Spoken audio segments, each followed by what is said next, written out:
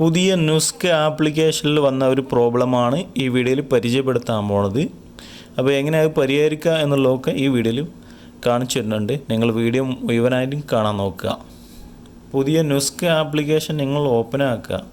ഞാനിവിടെ ഓപ്പൺ ആക്കുമ്പോൾ നിങ്ങൾക്ക് ഇവിടെ കാണാം എന്താണ് പ്രശ്നം എന്ന്. ഇത് മിക്ക ആൾക്കാർക്കും വരുന്നുണ്ട്.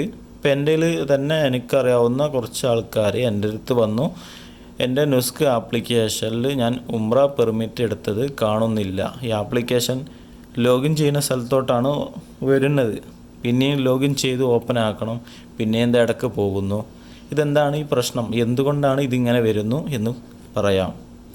ഈ ആപ്ലിക്കേഷനിൽ പുതിയൊരു അപ്ഡേഷൻ വന്നു കഴിയുമ്പോൾ ഇതുപോലെ ഈ ഒരു ആപ്ലിക്കേഷൻ ലോഗിൻ ചെയ്യുന്ന സ്ഥലത്തോട്ട് വരും.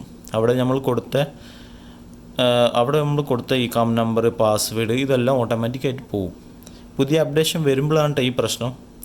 അപ്പോൾ അതിന് ചെയ്യേണ്ടതെന്ന് വെച്ചാൽ നിങ്ങൾ പ്ലേ സ്റ്റോർ ആപ്ലിക്കേഷൻ ഉണ്ടല്ലോ, ഈ പ്ലേ സ്റ്റോർ ആപ്ലിക്കേഷനിൽ പോവുക. അതിന് ശേഷം ഇവിടെ മേളിലായിട്ട് നിങ്ങൾ നുസ്ക് എന്ന് സെർച്ച് ചെയ്യുക. ഇവിടെ എടുക്കാനുള്ള ഓപ്ഷൻ ഉണ്ട്, അവിടെ വേണ്ട. അവിടെ നോക്കുമ്പോൾ ആ ആപ്ലിക്കേഷൻ അപ്ഡേഷൻ വരുന്നില്ല.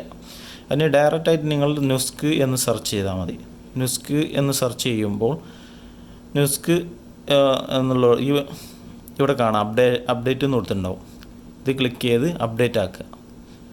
ഓക്കെ, അപ്ഡേറ്റ് ആക്കിയിട്ട് നമ്മൾ നുസ്ക് ആപ്ലിക്കേഷൻ ഓപ്പൺ ആക്കുക.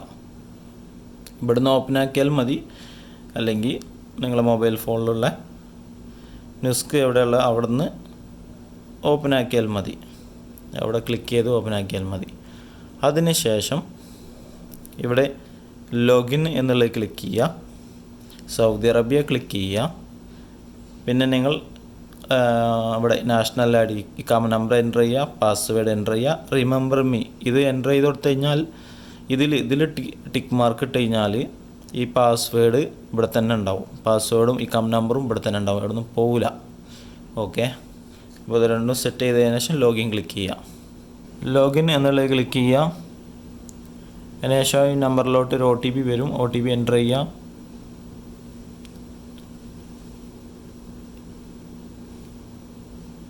പ്ലീസ് വെയിറ്റ് എന്ന് കാണിക്കും. ഇപ്പോൾ ഈ ഒരു ആപ്ലിക്കേഷൻ ഓപ്പൺ ആയിട്ടുണ്ട്. ഓക്കെ, നമ്മൾ ഉംറ പെർമിറ്റ് കാര്യങ്ങളെല്ലാം ഇവിടെ കാണാൻ പറ്റും. ഇവിടെ വ്യൂ പെർമിറ്റ് എന്ന് ക്ലിക്ക് ചെയ്താൽ ഈ പെർമിറ്റ് കാണാൻ പറ്റും. അല്ലെങ്കിൽ പിന്നെ നിങ്ങൾക്ക് ഇവിടെ പെർമിറ്റ് താഴത്തുണ്ട്, ഇതിൽ ക്ലിക്ക് ചെയ്യാം. അതിനുശേഷം ഇവിടെ ഉംറ എന്ന് കൊടുത്തിട്ടുണ്ടാവും, അത് ക്ലിക്ക് ചെയ്താൽ മതി. വ്യൂ ഡീറ്റെയിൽസ് ഉണ്ടാവും, അത് ക്ലിക്ക് ചെയ്താൽ ഉംറ പെർമിറ്റ് കാണാൻ പറ്റും.